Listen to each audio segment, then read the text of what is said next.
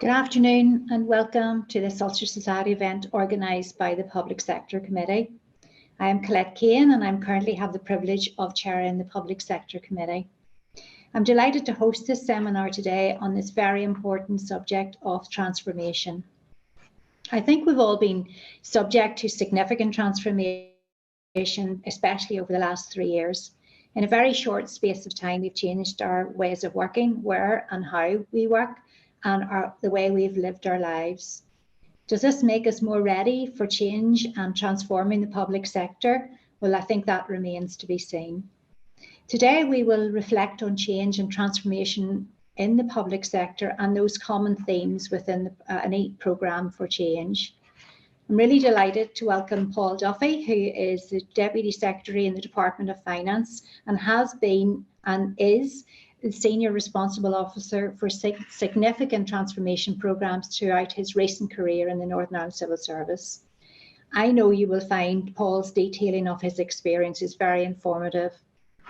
If you have any questions, we'd be grateful if you'd post those as you think of them in the Q&A box as they occur to you, and we'll address those at the end. So I'll pass over to Paul now and enjoy. So yes, thanks, Clyde, for the introduction. So it's great to have the opportunity to speak to you all about delivering transformation programmes in the public sector and how to go about setting these programmes up for success. So I'll try and draw on some of the lessons I've learned along the way in leading and delivering programmes, largely within the civil service. So I hope you'll find this useful.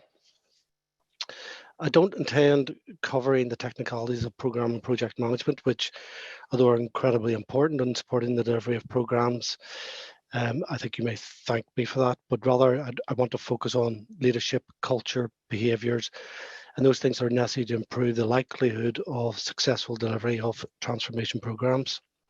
So just a little bit more about my background. So as Clyde said, I'm currently the Director of Enterprise Shared Services within the Department of Finance. I have responsibility for the Finance Shared Service function for the 9 government departments and for a number of arm's length bodies.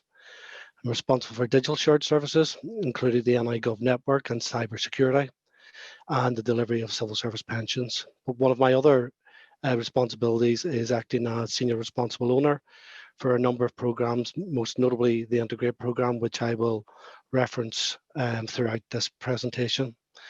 I'm also an assurance reviewer for high-risk programmes and projects, and I've conducted a number of independent reviews on programmes across government, including high-speed rail for the Department of Transport, search and rescue helicopters for the Coast Guard Agency, the Encompass project within the Department of Health, and a number of other programmes and projects across government, which provides invaluable insight on project delivery. So I have a little bit of academic background in this area. I've graduated from the CAD Business School at Oxford University, completing the Major Projects Leadership Academy programme in 2015, and I'm currently attending the Orchestrating Major Projects programme. I'm also a qualified accountant and was previously the Finance Director in the Department of Environment, so I feel I'm amongst friends today. So what do we mean when we talk about transformation? So when you Google the word transformation, you will get over 1.1 billion results. So it is quite often an overused and, in my view, a misunderstood term, particularly in the context of digital transformation, which in many cases is simply digitalizing traditional processes and not radically changing the operating environment. When we talk about transformation, what we mean is a significant step change in the way an organization delivers its services and the way it operates. In many cases, using technology to enable such changes to existing ways of working and to creating new operating models. So by way of example, the Integr8 Programme, which I'm currently leading, is a 4 to 5 year programme which will transform how we deliver finance and HR services across the entire civil service.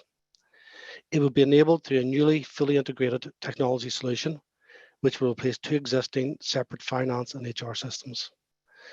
This is not simply a technology replacement programme, as the transformation will change the entire operating model for both finance and HR, which will lead to greater centralisation of transactional activities with smaller retained finance functions and departments, a greater standardization of policies and processes, moving away from heavily customized systems to more streamlined practices, a greater use of automation to drive out efficiencies, and improved data and functionality to provide insight and support decision-making.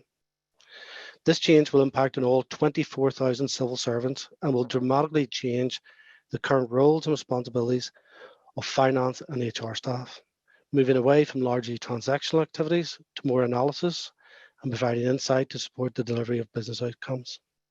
So it's a really exciting, ambitious program, which is about changing culture and ways of working. And in many cases, transformation programs rely on new technologies and digital solutions. They are normally highly ambitious and have a high risk of failure. If we look at the recent research by McKinsey, who have found that 74% of private sector transformation efforts failed to meet their objectives, while in the public sector, the failure rate is even higher at 80%. The complexity of delivering public services, the diverse range of stakeholder landscape, and the needs of users and citizens can make successful transformation of public services even more difficult.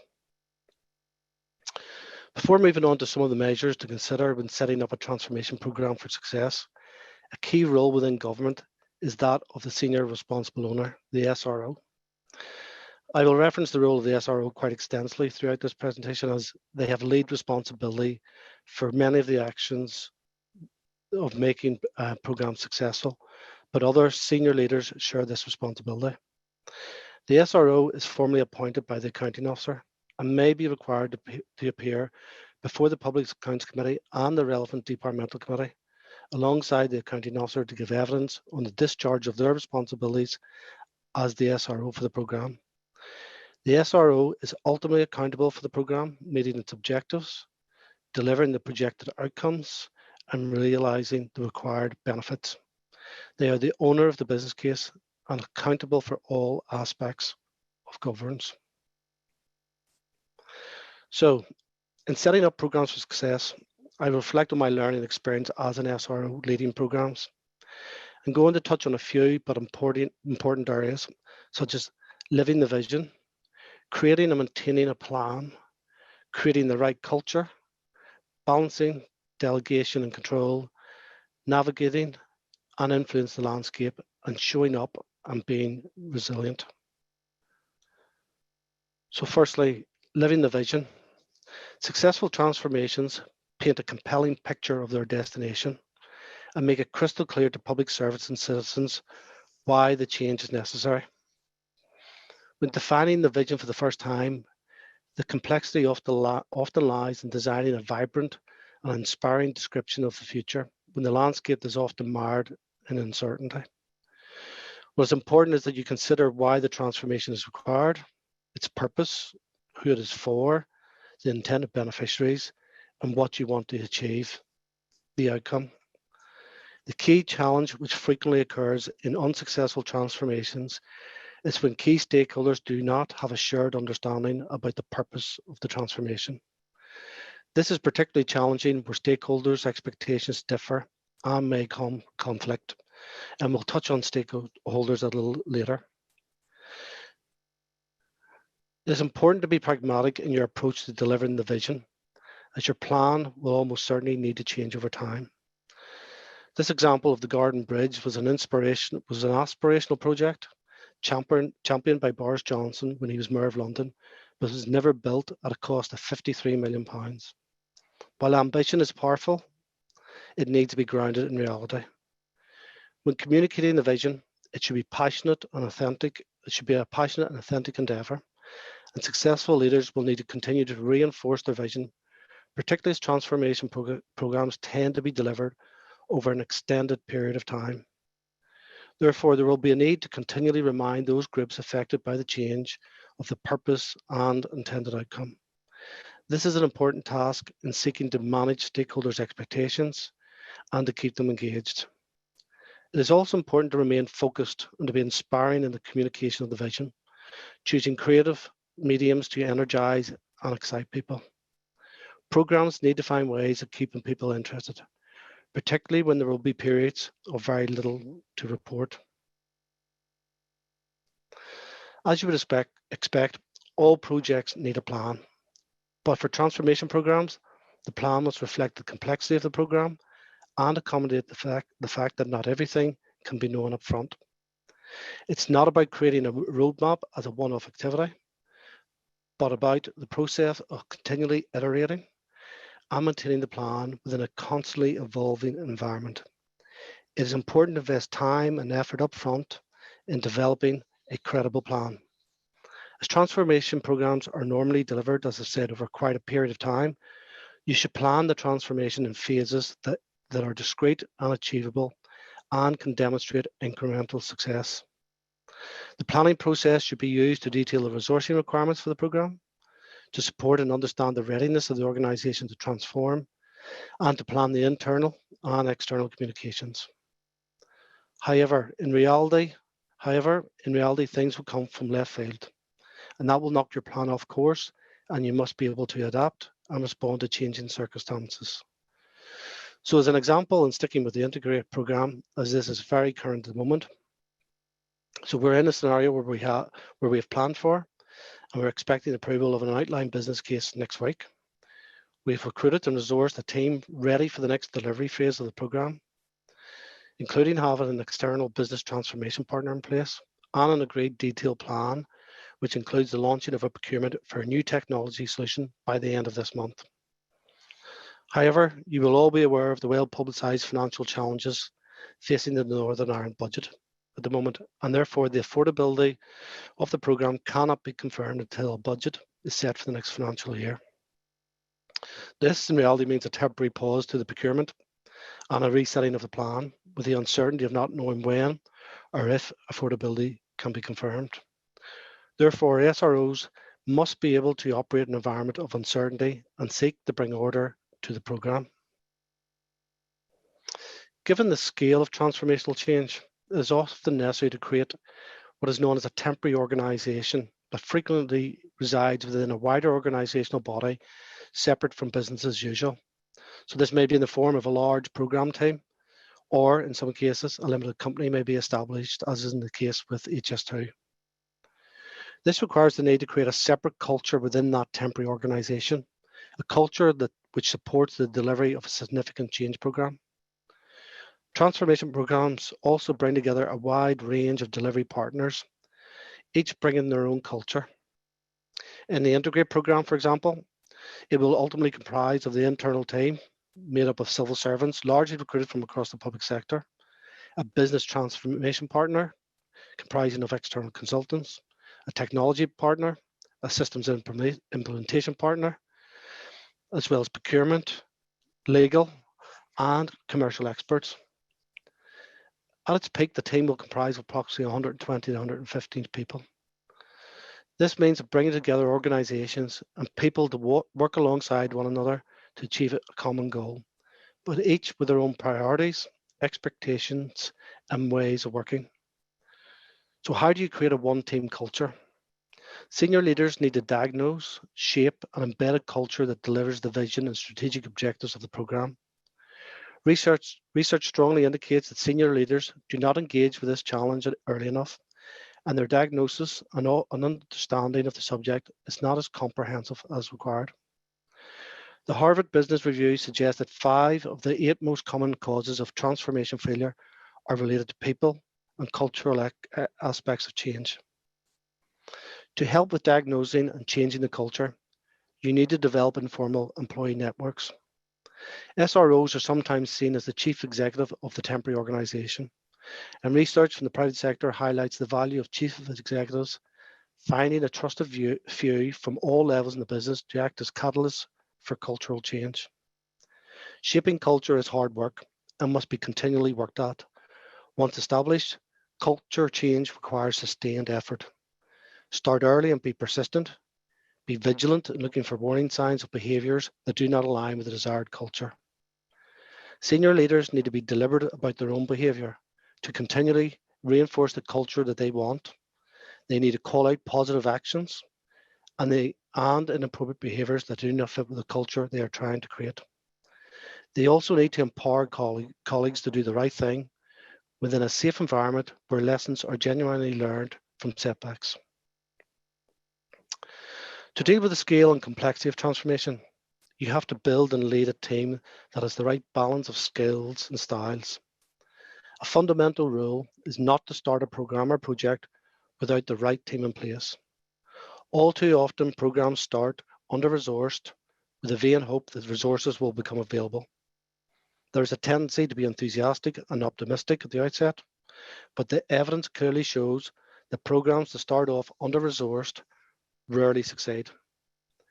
With the right team in place, knowing when to engage with the detail and when to empower others to get on with delivery is cited by transformation leaders as a difficult balance to achieve. To deliver effectively, it is essential to maintain a control system around the team that empowers individuals to perform while maintaining the right amount of oversight. You need to be thorough, but not overbearing. You need to build a reputation for asking good questions and admit what you don't know. These are good traits of successful leaders. Successful SROs also make themselves accessible, but not too available. This appears counterintuitive, but research from the Harvard Business Review showed that when senior leaders of complex organizations are not available for short periods, their teams work out the problems themselves and grow in the process. The landscape around government transformation programs is quite unique in its complexity and scale. This sets it apart from the private sector and may partly explain why transformations appear to be less successful in the public sector when compared to the private sector.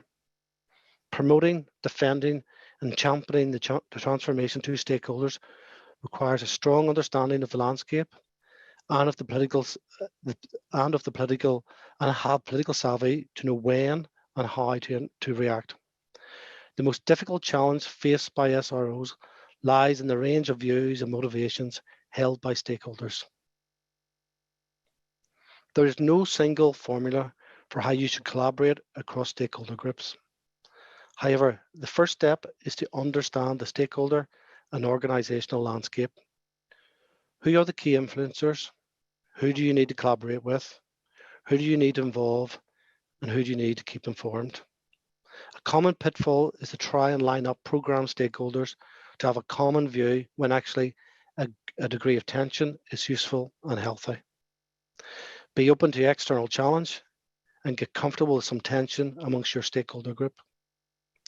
It is important to build bridges with stakeholders before you need them and to identify and target those who are key influencers. This requires an investment in time and energy over a sustained period, but it is a key responsibility of senior leaders.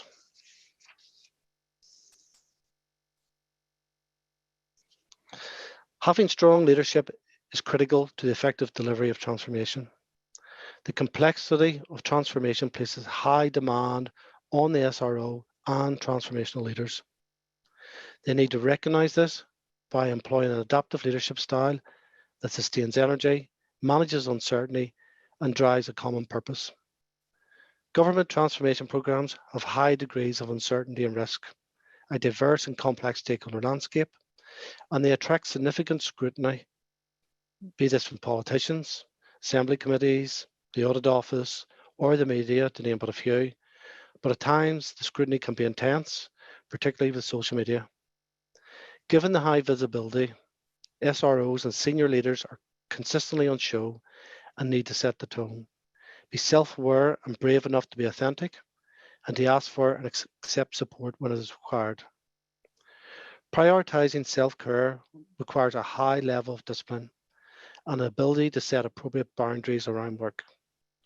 The COVID pandemic was a challenging time for many, and the significant move to virtual working blurred the boundaries between work and home. With hybrid working now commonplace, it is important to ensure that appropriate boundaries are maintained. And finally, transformation programs are challenging. They are a marathon and not a sprint, and therefore it's vitally important that leaders proactively manage their resilience and the well-being of their team. Thank you. Happy to take questions, Colette. Thank you, Paul. Thank you very much. There's loads in that. I was scribbling away furiously there, so thank you. There's a few things that, and I will encourage people to put questions into the question and answer box, please, as well. But there's a few things that have come to mind from my point of view. As you know, you're sitting in front of probably primarily accountants and finance professionals. So what sort of role can finance professionals play in a transformation programme, do you think, Paul? So it's an interesting question, Claire, because I think all too often we think of finance professionals being involved solely in the business case process or managing the finances of large programs, but they have much more to offer than simply record keeping and counting numbers up. Transformation programs present, I think, a great opportunity for finance professionals to add value to the change process, and they do have a unique skill set. They have expertise in areas such as governance and data analysis, but they have also a real opportunity to develop new skills. Transformation programs, in areas particularly like change management, stakeholder engagement, and program management. So I think change programs are really challenging, but they're very rewarding, and I would encourage others to get involved in the programs, given the time frame they tend to run for. So, when I've talked about the Integr8 Programme, it's a 4 or 5 year program. There's opportunities to step in and step out of programs, and I think there's a real opportunity for finance professionals to bring value to programs. They also bring a unique type of discipline as well. I don't want to make too many sweeping generalizations, but tend to be very organized and very pragmatic. So I think there's real opportunities for them within transformational programs. Mm-hmm. And just linked to that then, it's probably something similar, but what do you think the skills are that are necessary for a senior responsible owner? Sorry, Clyde, could you just repeat that? Maybe it cut out a little bit. Just I was saying, what do you think would be the necessary skills for someone who takes on the role of senior responsible owner? Yeah, it's a good question, because sometimes we can find ourselves in roles almost by accident. So I think, if someone wants to be a senior responsible owner, you almost need to earn your stripes. It's not something I think you can assume you can pick up as you go along.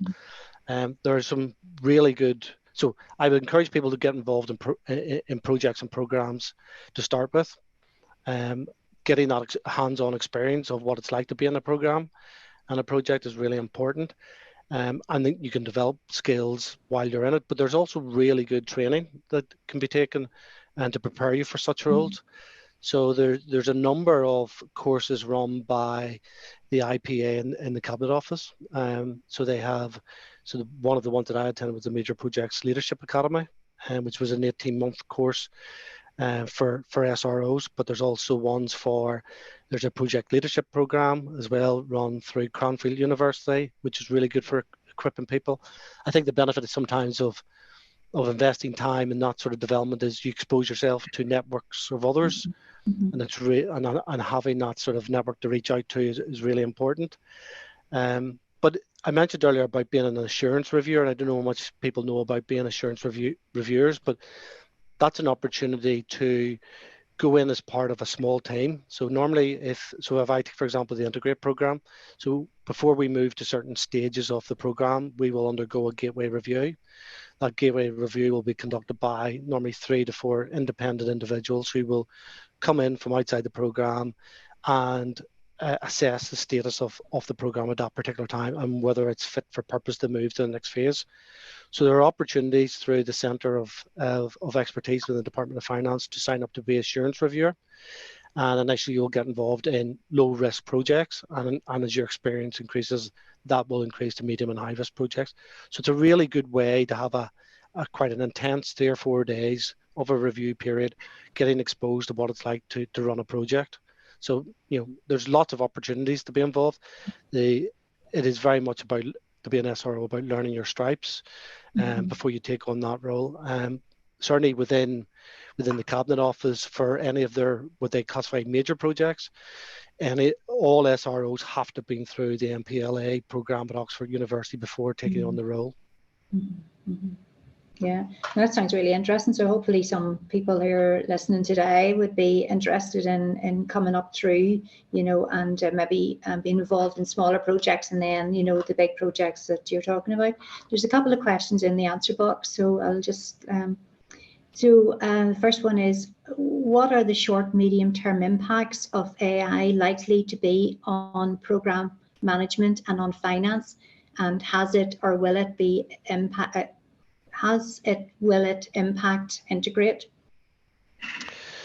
Yes, so it's a really interesting area at the moment. I think it's still evolving, but clearly we're starting to see, technology starting to perform tasks that we would normally expect finance teams to be performing. So as I said earlier, a lot of the transactional type activity.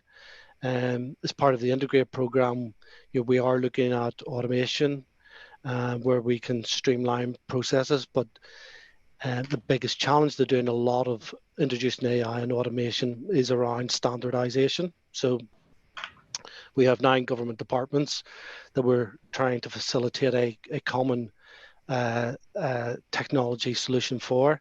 And of course, when you speak to each one of those departments, they're all special and they all need processes and procedures and systems customized to their special needs. But actually, when you look what we all do,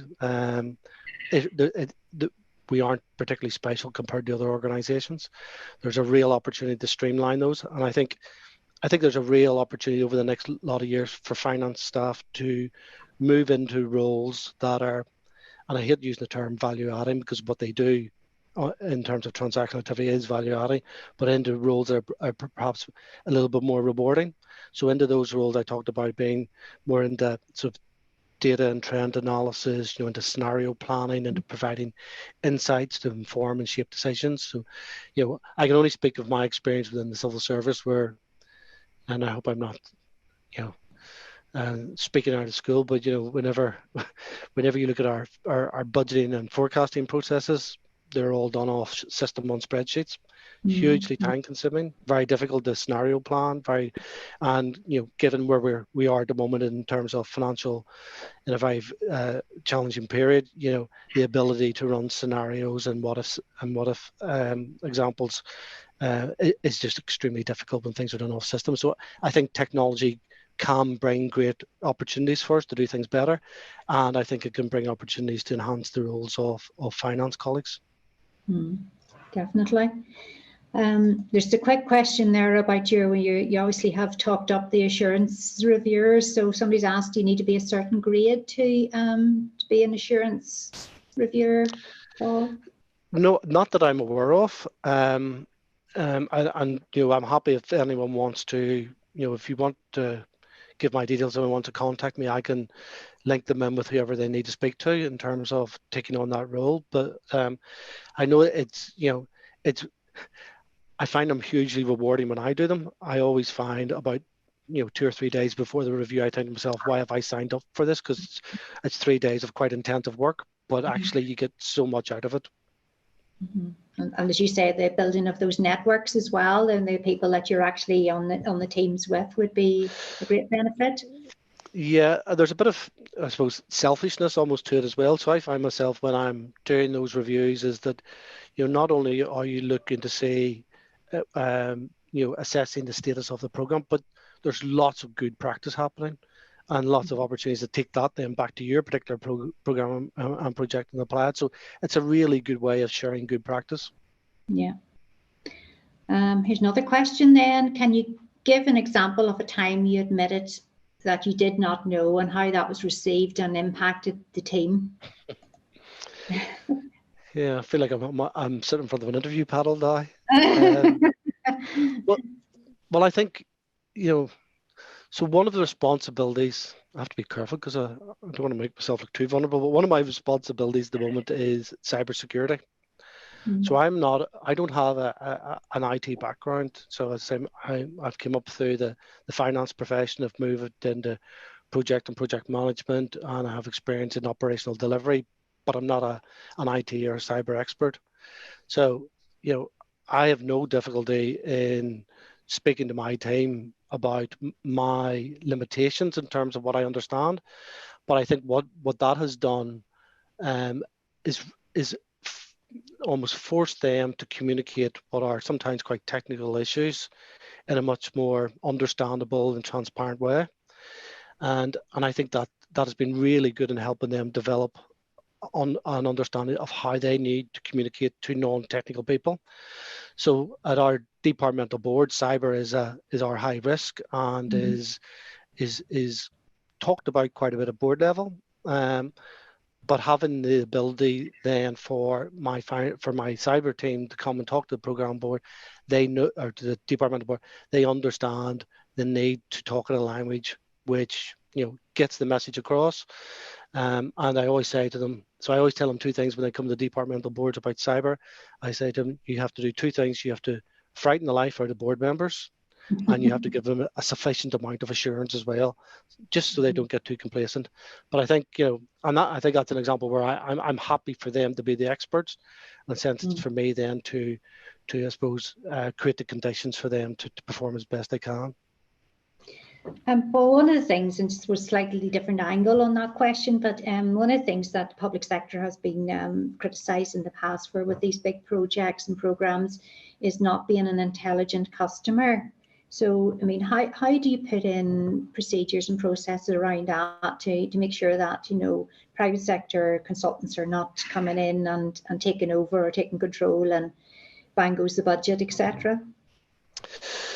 Yeah, and it is a real challenge. So when I think about, so I'm talking an awful lot about Integr8 at the moment, largely because it's consumes a huge amount of my time. But when I think about the team that I've had to assemble to help deliver that, you're almost starting from scratch, because the last time we delivered something like this was 17 years ago. So the corporate knowledge and the experience of doing it before is no longer there. So it's really challenging to build a team and maintain that expertise without people moving on to other roles. So whenever I was in the driver and vehicle agency, we delivered a business transformation program over a period of 4 to 5 years, and we transformed 4 key services, and the team we assembled and trained and got coached and mentored for the first system that we changed. We invested time and energy in getting them expert in what they were doing, but then instead of that resource then stepping back and creating a new team for the next project, that we simply kept a core team which we moved around projects. And I think one of the things we need to get better at doing is moving experience and skilled resources across the system. And it is a real challenge because departments, have their own priorities and their own needs. But I think as we start to develop, and there is a move to create more professions within the civil service, as we create professions, then they become less locked into departments, and they are a resource to move around. So, for example, I would be a huge advocate of anyone who's been through something like the Major Projects Leadership Academy should be moved around projects or programs across the civil service. These development opportunities are not cheap. So the one at Oxford costs around £30,000. So if you're investing that amount in people, then you need to utilize them where they can best add value. So I think that's one way if we're creating professions and we're moving resources around programs and projects, then I think that's a better you have a better opportunity then to become a more intelligent customer. The other thing is also trying. So one of the things is, if you're delivering a project, that the people who are going to suppose live with the consequence of that project are involved in the project, so they got skin in the game. But it also means when they take ownership and become the operational owner, they understand how we got to where we got to. If there's a procurement and a contract in place, they understand how the contract was drawn up and the conditions of the contract and what levers they have within the contract. So you have somebody who then is operationally responsible, but is really intelligent in terms of knowing how they got to where they got to. Yeah, I think it's difficult, and as you say, especially because we have all the different priorities across the departments and trying to get the right people in the right place at the right time. Yeah, you talked earlier about tensions and the healthy tension with stakeholders. And could you talk a wee bit more about that, just as to how that plays out? Just was interested in that. Yeah, so more so whenever you have a range of external stakeholders. So if you can imagine, if you're delivering a project that impacts on a number of stakeholders, you will find they will all have differing aspirations and expectations from what you want to deliver. And sometimes the risk is to create a vision and talk to stakeholders about something that it becomes almost it almost becomes acceptable to all, but actually has no real meaning then. So you actually lose what it is that you're actually trying to achieve and deliver. And I think sometimes, being very clear with stakeholders what the outcome is going to be, allowing a difference of opinion to exist, and I suppose managing that difference of opinion, but with an understanding that you're clearly not going to make everyone happy. It can be a very difficult challenge and place to be, but you can see how it plays out, particularly whenever you have citizen-facing services. You have a range of citizens, so sometimes I think back to, and this maybe isn't a great example, but when I think back to, if you're delivering a service that's largely paper-based or face-to-face and you're trying to move digital, it brings great advantages in terms of driving down costs and being more efficient. But you can think of the stakeholder groups who, some will want face-to-face, some will want to stick to paper, some will feel very uncomfortable with digital. And there's a little bit of almost sometimes trying to force people into a place they may not want to go, by removing some of the means of actually accessing services. And in the long run, sometimes then that, people wonder why they were so rigid in what they wanted previously. When I think, so one example, so a very small example, I think back to when I was in driving vehicle agency, when people were coming to pay for an MOT test, we had a group of customers across the network who wanted to pay in cash and were determined to pay in cash only. And to try to get people to move away from cash was quite difficult. But sometimes you just have to make it difficult for people to do things, to move to new ways of delivering services, particularly in times when we have to drive down costs.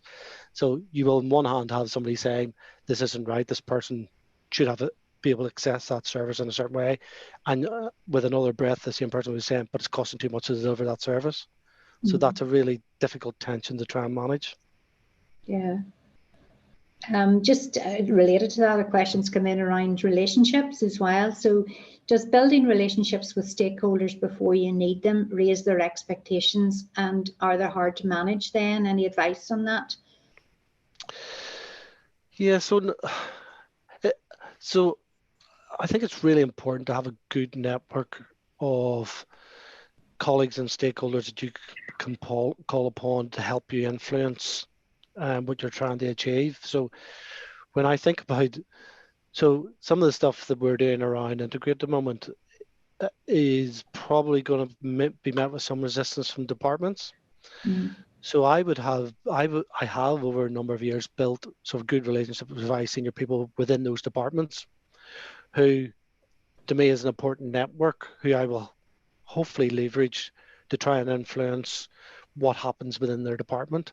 So I think it depends. I think in terms of building those networks, it's building them. So the expectations shouldn't be raised because you should be building them before you're actually talking about what you want to do. And I think, and sometimes that's where, the advantage of in the civil service of moving across systems and departments, you get to meet and build up a broad range of stakeholders. And I think having built a personal relationship with someone is really important whenever you come to trying to influence or try to deliver difficult decisions. Okay, so another question: in the current economic environment and the political situation, how difficult has it been for SROs to start new projects or initiatives, or I suppose indeed continue with them? Yeah, so, and that's why, and I would say this, of course, I take it with a little pinch of salt that, the public sector isn't as good at delivering transformation as the private sector, even though the statistics for the private sector are not great either. But I think within the public sector, you have a much more complex stakeholder landscape. You have lots of factors that are completely outside your control in terms of the political implications and the financial implications. So at the moment, if you can imagine if you take the Integrated Programme, we have now got to the stage where we were just about to go out for a technology procurement. That will be paused for a period until we get a confirmed budget. If a worst case scenario was that we didn't get a confirmed budget until the same time as we got one for this year, so we didn't get one until October, you've lost 6 to 9 months of delivery. You can't just switch it back on again. You have to reset your plans. There's a lot of work to get you back into the position to go out to procurement. So you could be losing a year there. And whenever the program is delivered, someone will come back and say, so instead of taking 4 years, it took 5 years. And there will be huge scrutiny around that and criticism around that. So I think it is really challenging, particularly with political uncertainty and also a really short budget timeframes. If you're getting 1 year budgets trying to deliver something over a 4 year period, it means that there's uncertainty every year, waiting for the next budget to be confirmed, which then means that you sometimes have to scale back and adjust your plans, which means then what you ultimately end up delivering is potentially taking longer, at greater cost, and delivering less benefits. And again, when it comes back to the scrutiny, why did this cost more, late to deliver, and didn't meet its objectives? I think the landscape sometimes speaks for itself. Yeah.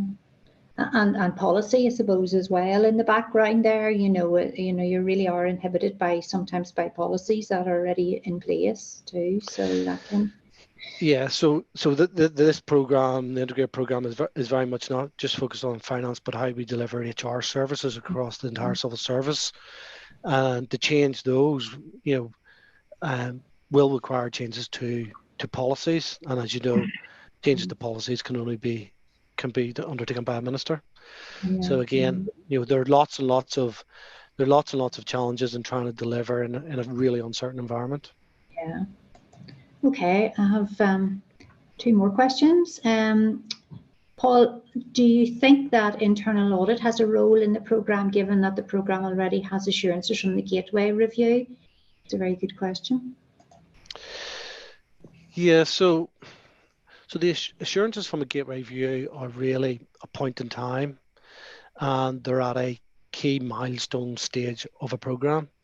So in the past, and by saying that, I'm going to sort of have to admit I'm guilty of not doing it this time, but in the past in programmes, I've tended to invite and have internal audit as observers on programme boards, because I think there's real value in internal audit carrying out their normal audit activity in terms of auditing programmes. But I think having them closely involved, but not involved obviously in decision making, but having them closely involved increases their understanding of the programme and of the challenges and of the risks. And I think that allows, whenever they do undertake an audit, to add real value as part of that process. Okay, and final question. And you talked about this actually, I meant to ask a question as well about prioritising self-care, a really important point, and the care of the team members. With immovable deadlines and set costs, can there be a tension? I suppose there create management issues, and any advice how to navigate those. So, it's a really good aspiration to have that self-care, but then whenever things get tough, how do you work that one out? Yeah, it's a really good question, because I think we all face it at times, and I think starting with yourself is really important, because you have to ensure that you are energized and committed and fit when you come to work as well, because that sort of visibly shows, I think, when you're not. So I think those things about creating boundaries between home and work are really important. I think it's really easy to get sucked into things whenever it gets very busy, and I think having colleagues or having partners who can actually call that out for you sometimes is really important. So I can say that my wife would say to me, "You're not switching that laptop on tonight again."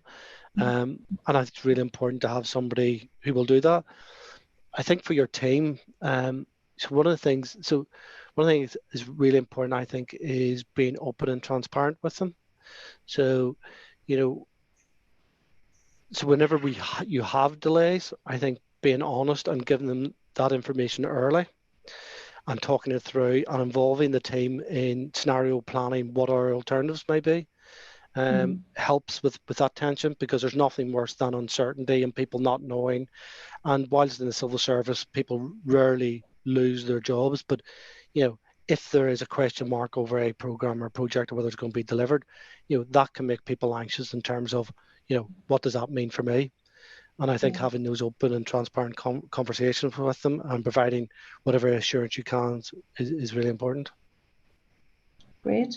I think that's a fabulous point to complete on, Paul, actually, and a really good and important element of all of this. I thank you very much. I think it's great. I'm glad that you went down this route in terms of looking at those themes and whatever, and giving us lots to think about.